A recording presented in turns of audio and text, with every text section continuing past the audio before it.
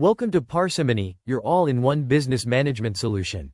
In this tutorial, we'll explore the item feature in the items and pricing subfunction of the selling module. By the end, you'll have a clear understanding of how to create and manage items for efficient selling. To begin, let's navigate to the selling module in the Parsimony dashboard. Click here to access the selling-related functions. Once you're in the selling module, locate the items and pricing tool. This tool allows you to manage various item-related functions, including creating and managing items. Click on the item option to create a new item. In the item form, you'll find different fields and sections to fill out. Start by entering a unique code for the item. This code will be used to identify the item in Parsimony. Specify a descriptive name for the item. This should clearly represent the item's identity. Assign the item to an appropriate item group.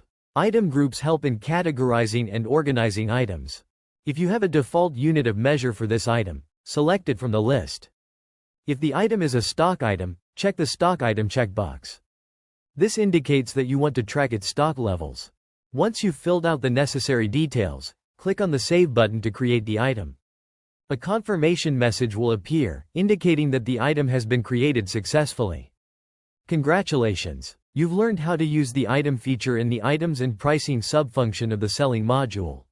Streamline your selling processes with Parsimony's efficient item management functionality.